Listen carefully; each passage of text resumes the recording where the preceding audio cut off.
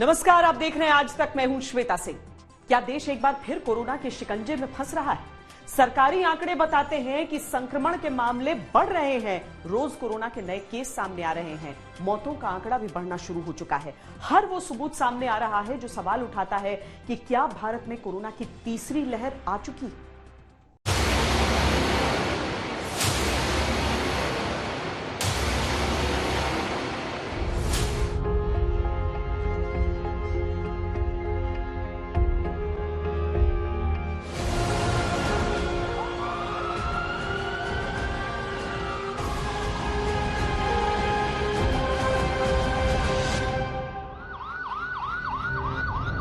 फिर बढ़ने लगा संक्रमण का आंकड़ा।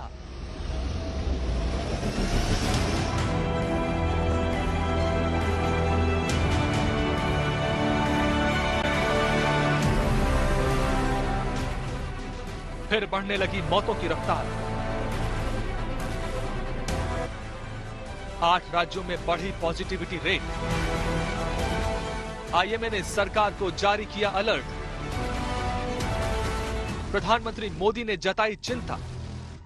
कोरोना वायरस के हर वेरिएंट पर भी नजर रखनी होगी, क्योंकि ये बिल्कुल बहुरूपिया है, बार बार अपने रंग रूप बदल देता है। स्वास्थ्य मंत्रालय का अल्टीमेटम, बोला इसको मौसम अपडेट न समझे।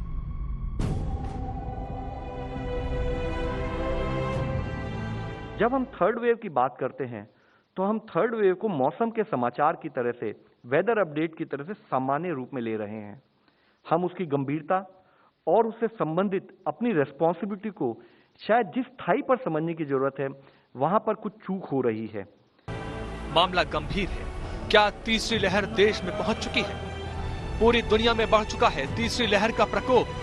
दुनिया में 3 लाख से 9 लाख प्रतिदिन पहुंचे कोरोना के मामले। और अब वैक्सीन को लेकर आ रही है बड़ी चुनौती। सेकेंड डोज का सबसे बड़ा चैलेंज आ रहा है सामने। प्रधानमंत्री परेशान हैं, लेकिन लोगों की छुट्टियां खत्म नहीं हो रही हैं। कई बार हम ये तर्क सुनते हैं और कुछ लोग तो बड़ा सीना तान करके बोलते हैं, अरे भाई तीसरी लहर आने से पहले हम एंजॉय करना चाहते हैं। ये बात लोगों को समझाना जरूरी है कि तीसरी लहर अपने आप नहीं आएगी। स्वास्थ्य मंत्रालय चेतावनी दे रहा है, लेकिन लोग मौसम का मजा उठा रहे हैं।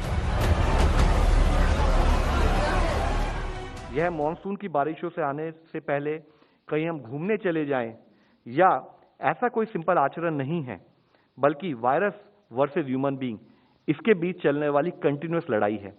इसलिए जरूरी है कि हम सब यह समझें कि थर्ड वेव प्रकृति से ज्यादा हमारी प्रवृत्ति पर डिपेंड करेगी। यानी कि जरूरी है कि हम कोविड एप्रोप्रिएट बिहेवियर या उसका फॉलो ना करें। उसके बेसिस पर कौन सी वेव आएगी, कितनी इंटेंसिटी से आएगी, उस पर डिपेंड करेगी। पूर्वोत्तर के राज्यों पर वायरस का दोबारा अटैक हो चुका है। पूर्वोत्तर के 4 राज्यों में संक्रमण रफ्तार पकड़ रहा है। कई जगहों पर टेस्ट पॉजिटिविटी रेट बढ़ रही है। सरकारी आंकड़ों के मुताबिक 15 जुलाई तक सिक्किम में पॉजिटिविटी रेट 19.5%, मणिपुर में 15%, मेघालय में 9.4% और मिजोरम में 11.8% है। ये हमारे लिए चेतावनी है, रेड फ्लैग है। इसको आप वार्निंग लेकर चलिए कि सब कुछ जो है वो टेकन फॉर ग्रांटेड नहीं हो सकता है। सजगता, सतर्कता की बात उसी में से उन्होंने उठाई। विश्व स्वास्थ्य संगठन के मुताबिक पॉजिटिविटी रेट अगर 10% से ज्यादा है तो ये माना जाता है कि संक्रमण नियंत्रण से बाहर हो चुका है।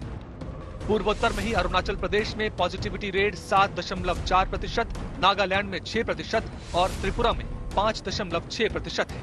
साथियों, वर्तमान परिस्थिति से हम सब भली भांति परिचित हैं।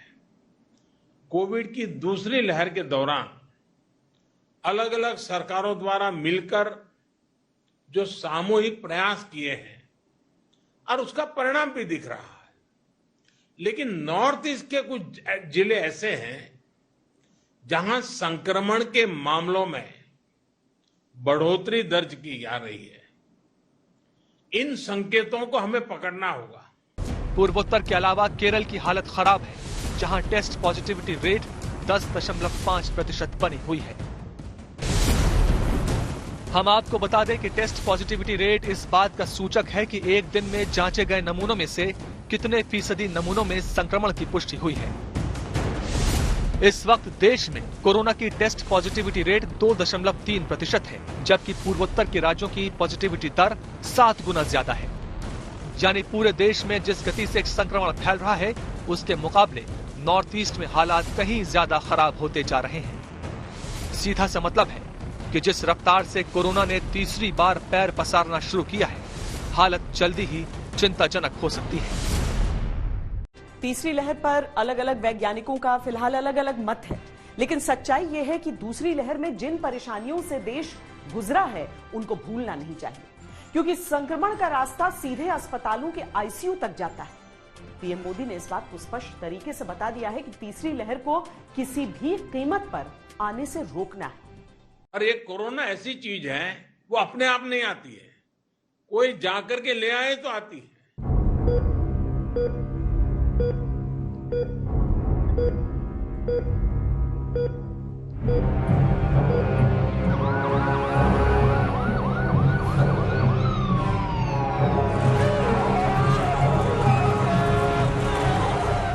कोरोना की तीसरी लहर कितना खतरनाक हो सकती है, कोई नहीं जानता, लेकिन दूसरी लहर की खौफनाक यादें तीसरी लहर से सावधान रहने के लिए बार बार इशारा कर रही हैं।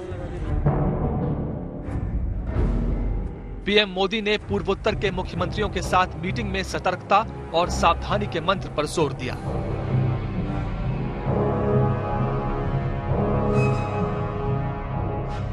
हमें और सतर्क रहने की जरूरत है और लोगों को भी लगातार सतर्क करते रहना पड़ेगा। संक्रमण को फैलने से रोकने के लिए हमें माइक्रो लेवल पर और सख्त कदम उठाने होंगे। हिल स्टेशंस पर ऐसी भीड़ है जिसको देखकर लगता है जैसे कोरोना का डर लोगों के दिलों से खत्म हो गया, लेकिन वो ये नहीं जानते कि यही लापरवाही उनको तीसरी लहर की तरफ खींच कर ले जा रही है।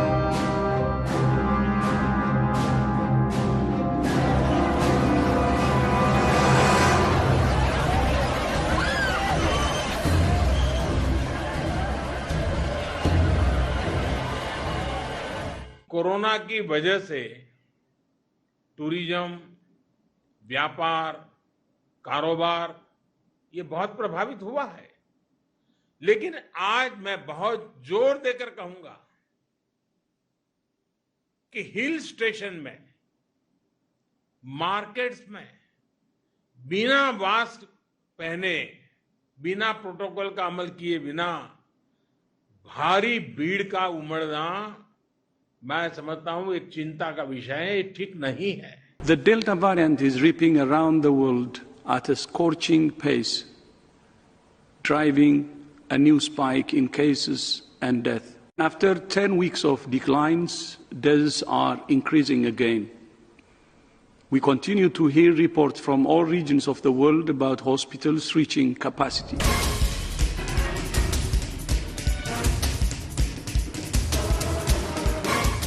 तीसरी लहर को रोकने के लिए साझे प्रयास की जरूरत है।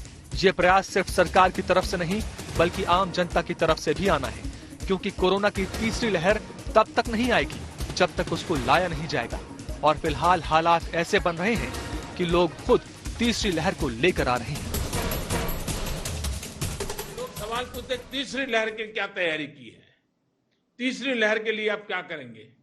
आज सवाल ये होना चाहिए हमारे मन में कि तीसरी लहर को आने से कैसे रोकना है, हमारे प्रोटोकॉल को चुस्ती से कैसे अमल करना है।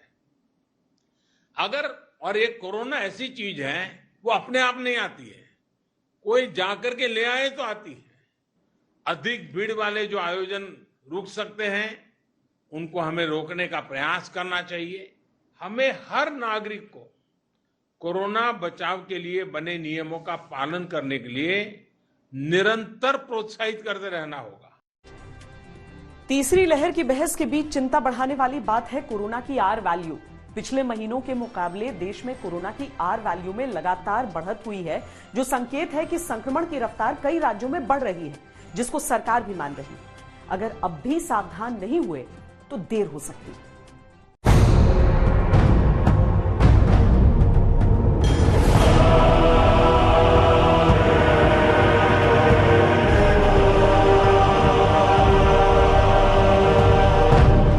केंद्र सरकार लगातार राज्य सरकारों को कोविड नियमों को सख्ती से लागू करवाने की नसीहत दे रही है। उसकी बड़ी वजह यह है कि कोरोना का आर फैक्टर लगातार बढ़ता जा रहा है। आर फैक्टर यानी वो आंकड़ा जो ये बताता है कि एक संक्रमित व्यक्ति कितने दूसरे लोगों को संक्रमित कर सकता है। अगर आर फैक्टर की वैल्यू 1 को पार कर जाती है तो इसका अर्थ होता है कि संक्रमित व्यक्ति एक से ज्यादा व्यक्तियों को संक्रमित कर सकता है। चेन्नई स्थित इंस्टीट्यूट ऑफ मैथमेटिकल साइंसेज के मुताबिक केरल, मणिपुर, अरुणाचल प्रदेश और त्रिपुरा में आर फैक्टर बढ़ चुका है।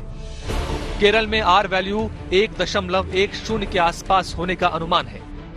मणिपुर के लिए आर वैल्यू 1.07, मेघालय 0.92, त्रिपुरा 1.15, मिजोरम 0.86, अरुणाचल प्रदेश 1.14, सिक्किम 0.88 और असम में कोरोना आर वैल्यू 0.86 है।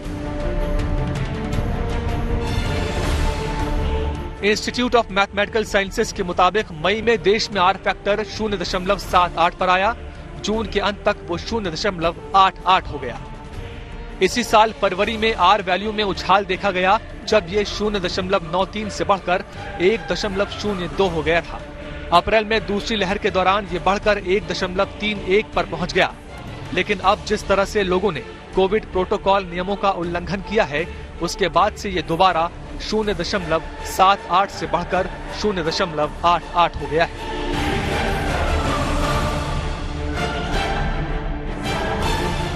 सीधा सा इशारा है कि हालात तीसरी लहर की तरफ सिर्फ जा ही नहीं रहे हैं, बल्कि पहुंचने भी वाले हैं।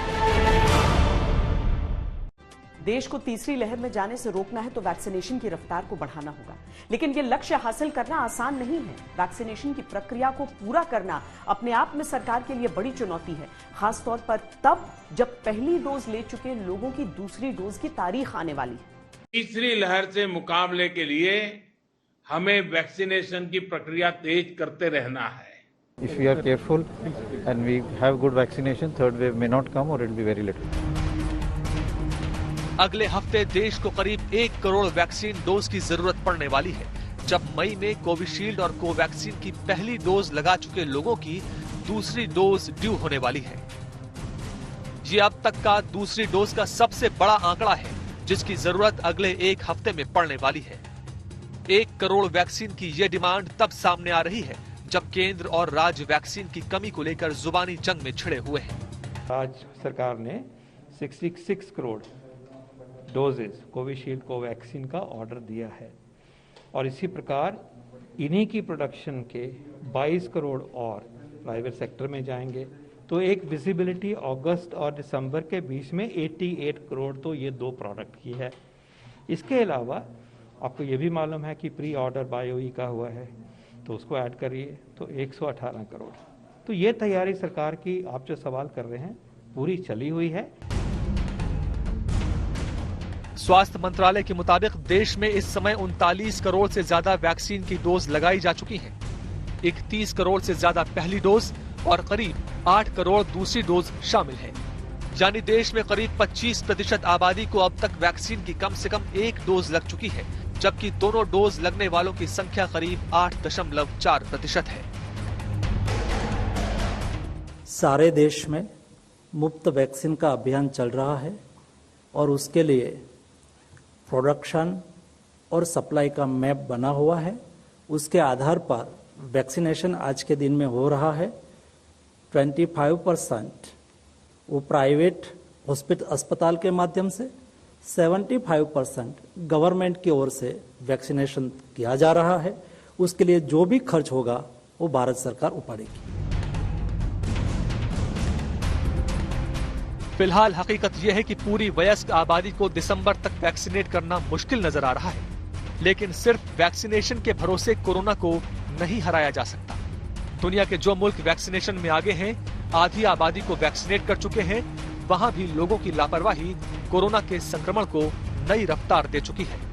भारत को ऐसा करने से बचना है तो जनता और सरकार को मिलकर काम करना होगा। हमारी इस खास पेशकश में अभी के लिए इतना ही। देश और दुनिया की बाकी खबरों के लिए आप देखते रहिए आज तक।